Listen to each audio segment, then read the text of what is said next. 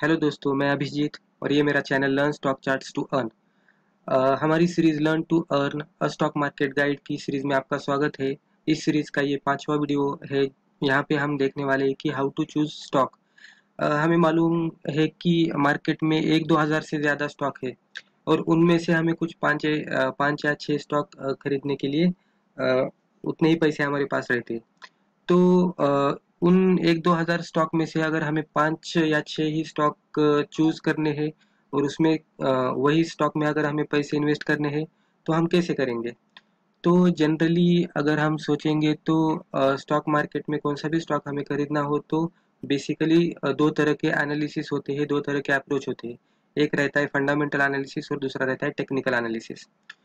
तो हम देखेंगे जो पहला वाला है वो है फंडामेंटल एनालिसिस और फंडामेंटल अप्रोच।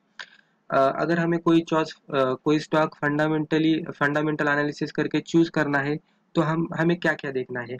यहाँ पे इस वीडियो में हम खाली इंट्रोडक्शन ही देखेंगे। यहाँ पे हम इन डेप्थ नहीं जाएंगे। मैं एक जनरल व्यू बताऊंगा कि अगर हमें कौन सा भी स्टॉक फंडामेंटली चूज करना है तो हमें क्या क्या देखना पड़ता है। तो जनरली इस वीडियो में मैंने कुछ 10 पॉइंट लिखे हैं। और एक बात कि जो 10 पॉइंट हम देख रहे हैं उतने पॉइंट देखने चाहिए ऐसा नहीं है, और भी ज़्यादा पॉइंट्स रहते हैं। ये कुछ जो मुझे अच्छे लगते हैं, जो मैं मैक्सिमम देखता हूँ वो पॉइंट मैंने लिखे हैं। लेकिन बहुत सारे पॉइंट रहते हैं। कुछ और भी जो पॉइंट्स रहेंगे तो आप उसके बारे में गूगल कर सकते हैं। तो यहाँ पे मैं इतना ही बताऊंगा। तो जो पहला है वो मार्केट कैपिटल यानी जो स्टॉक लिस्ट है अपने स्टॉक एक्सचेंज पे, तो उसका मार्केट कैपिटल कितना है। अभी ये जो पूरे वैल्यूज है वो कैसे देखने हैं, मैं आपको अपना जो अगला वीडियो है कि अगर कोई स्टॉक हमें फंडामेंटली चूज करना है तो हम एक्चुअली प्रैक्टिकली वो कैसे करते हैं, वेबसाइट पे जाकर कैसे कैसे करते हैं, वो हम अगले वीडियो में देखेंगे। लेकिन इस वीडियो में खाली देखिए कि क्या क्या हम देखने वाले हैं। तो मार्केट कैपिटल रहता है। मार्केट कैपिटल यानी जो कंपनी लिस्ट है उसका मार्केट कैप कितना है, टोटल उसकी कैपिटलाइजेशन कितना है मार्केट में। दूसरा पॉइंट रहता है P ratio means price to earning ratio. Means जितने भी प्राइस हम पे कर रहे हैं स्टॉक के लिए, तो उसकी हिसाब से अर्निंग कितनी आ रही है, तो उसका एक रेशियो रहता है, वो उसे पी रेशियो कहते हैं। उसके भी कुछ रेंजेस रहते हैं। तो उस रेंज के हिसाब से वो भी ओवर बॉट या ओवर सोल्ड है वो भी पता कर सकते हैं। जनरली 14 से 25 तक इसकी रेंज रहती है। कुछ लोग अलग भी यूज़ करते हैं। तो जनरली ये पी रेशियो रहता है जो प्राइस टू अर्निंग के बारे में बताता है। तीसरा पॉइंट इंपॉर्टेंट पॉइंट है डिविडेंड। अगर हम फंडामेंटली किसी स्टॉक को चूज कर रहे हैं और अगर वो पर्टिकुलर स्टॉक कितना स्ट्रांग है यह हमें देखना है तो हम उसकी डिविडेंड हिस्ट्री देखते हैं।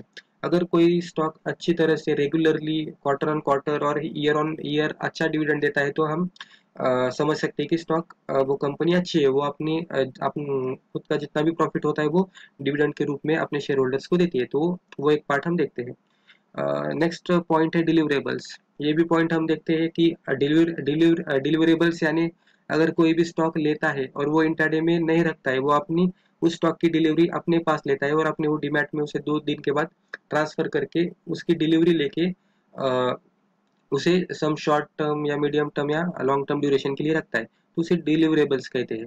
तो इसकी भी वैल्यू रहती है, इसकी भी वैल्यू परसेंटेज में रहती है। तो जनरली अगर ये वैल्यू 60% से ज़्यादा रहेगी तो ज़्यादा पब्लिक उसे खरीद कर अपनी उसकी डिलीवरी रख रही है, उनके पास ज़्यादा दिन के लिए रख रही है। तो वो एक अच्छा पॉइंट रहता है, वो भी हम जनरली देखते हैं फंडामेंटल एनालिसिस करते समय। पांचवा पॉइंट है नेट प्रॉफिट या लॉस।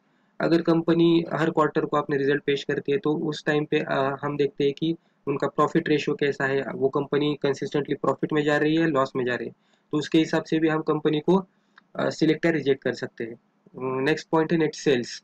सेल्स यानी अगर कोई ऑटो सेक्टर की कंपनी है फॉर एग्जांपल, या इलेक्ट्रॉनिक सेक्टर की कंपनी है, तो हर क्वार्टर और ईयर ऑन ईयर वो कंपनी का सेल कैसे चल रहा है, वो सेल बढ़ रहा है या नहीं। बिकॉज जब उनका सेल बढ़ेगा तो उनका प्रॉफिट बढ़ने वाला है। तो उसके हिसाब से हम उसका नेट सेल भी देखते हैं। अगर वो भी ग्रोइंग है तो हम समझ लेते हैं कि कंपनी अच्छा परफॉर्म कर रही है। सातवां पॉइंट है टोटल डेट। डेट यानी उस कंपनी पे कर्जा कितना है। अगर कोई कंपनी है उसकी एसेट से हम कंपेयर करेंगे और उसका एसेट से कंपेरिजन उस डेट से करेंगे। अगर डेट एसेट से कंपेरेटिवली बहुत ज़्यादा है तो हम समझ लेंगे कि कंपनी पे कर्जा बहुत है और कंपनी आगे कैसे परफॉर्म कर सकती है या हमें पता नहीं है, बिकॉज उसके ऊपर कर्जा ज़्यादा है, उसे वो पूरा कर्जा नील करना पड़ेगा, या हर क्वार्टर में उन्हें उस कंपनी को उसका कर्जा कम करना पड़ेगा।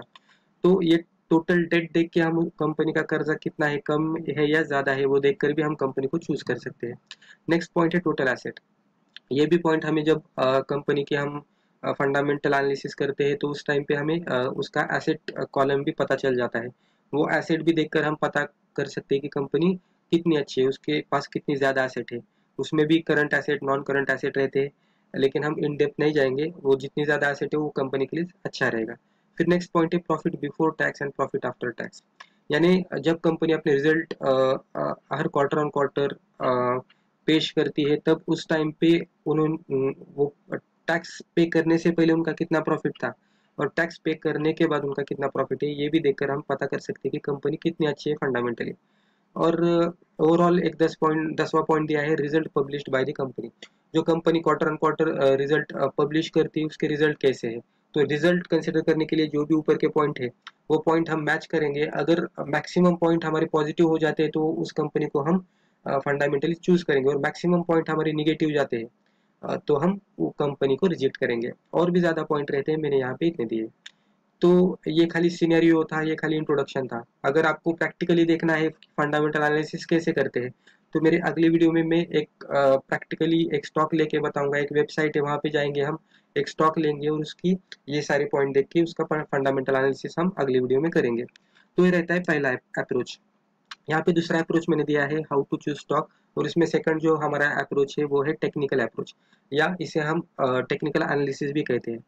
नाउ टेक्निकल एनालिसिस जब हम करते हैं तो हमें खाली उसके चार्ट देखने पड़ते हैं, हम बाकी उसकी कौन सी भी हिस्ट्री नहीं देखने वाले। वो रिजल्ट कैसा कर रहा है, उसका रिजल्ट कैसा है, उसकी अर्निंग कैसी है, उसका नेट सेल, डेट, या उसका प्रॉफिट वगैरह, पैट, वो जितना भी है उसके फंडामेंटल के बारे में जो हमने पिछली स्लाइड में देखा था, उसके एसेट वगैरह, तो हम कुछ भी नहीं देखने वाले। जब हम टेक्निकल एनालिसिस करते हैं तो हम खाली उसके चार्ट देखते हैं। तो चार्ट देखकर हम पता कर सकते हैं कि वो कंपनी फंडामेंटली कैसे परफॉर्म कर रही है, बिकॉज जो भी फंडामेंटली हो रहा है वही टेक्निकल पे हमें नजर आएगा। तो उसके लिए मैंने यहाँ पे कुछ 5 पॉइंट लिखे हैं। तो पहला पॉइंट है बाय रीडिंग चार्ट्स, यानी चार्ट देखकर हम पता कर सकते हैं कि वो कंपनी कैसी है। दूसरा पॉइंट है बाय आइडेंटिफाइंग ट्रेंड्स। अभी ट्रेंड्स में up trend, down trend, sideway trend रहता है, तो ट्रेंड देखकर भी हम पता कर सकते हैं कि वो कंपनी अगर अप ट्रेंड में है तो अच्छा काम कर रही है, इसलिए उसकी स्टॉक प्राइस बढ़ रही है, वो अप ट्रेंड में है। अगर वो कंपनी अच्छी तरह से काम नहीं कर रही तो उसका डाउन ट्रेंड रहेगा, यानी वो अच्छा परफॉर्म नहीं कर रही है और उसके स्टॉक प्राइसेस गिर रहे हैं। तो वैसे ही साइड वे का भी रहता है, ये कंपनी नॉर्मली अपने अपने पर्टिकुलर रेंज में काम कर रही है और उसका स्टॉक प्राइस ऊपर भी नहीं जा रहा है और नीचे भी नहीं जा रहा है, एक रेंज में वो काम कर रहा है, उसे साइड वे ट्रेंड कहते हैं। तो ट्रेंड को आइडेंटिफाई करके भी हम पता कर सकते हैं कि वो कंपनी कैसे परफॉर्म कर रही है। थर्ड पॉइंट है बाय ड्राइंग ट्रेंड लाइन्स। अभी ट्रेंड लाइन ड्रॉ करना एक टेक्निकल एनालिसिस का पर्टिकुलर पार्ट है। वहाँ पे अगर हम ट्रेंड को पता नहीं कर सकते तो हम एक्चुअली ट्रेंड लाइन ड्रॉ करते हैं, और ड्रॉ करके हम पता कर सकते हैं कि वो पर्टिकुलर स्टॉक अभी आगे बढ़ने वाला है या गिरने वाला है। तो वो एक पार्ट रहता है। फिर और एक पॉइंट दिया है, फोर्थ पॉइंट मैंने, यूजिंग चार्ट पैटर्न्स। अभी बहुत से ज़्यादा पैटर्न्स रहते हैं, हम अगर चार्ट को देखते हैं तो हमें उसके वो कैंडल स्टिक चार्ट रहेगा, लाइन चार्ट रहेगा, तो खाली हमें चार्ट नजर आता है। लेकिन चार्ट को हम डिटेल में देखेंगे तो वहाँ पे हमें पैटर्न मिल जाते हैं, जैसे कि फ्लैग पैटर्न रहता है, ट्रायंगुलर पैटर्न रहता है, rectangular, head and shoulder, number of patterns रहते हैं। तो वो पैटर्न्स देख के उसका ब्रेकआउट फाइंड आउट करके उसके जो भी वॉल्यूम्स वगैरह जो उसके साथ हो रहा है वो कैलकुलेट करके वो देख के हम पता कर सकते हैं कि वो कंपनी वहाँ से कितनी आगे जाने वाली, कितनी जल्दी से उसका प्राइस बढ़ने वाला है, वो हमें पैटर्न देख के पता लगता है।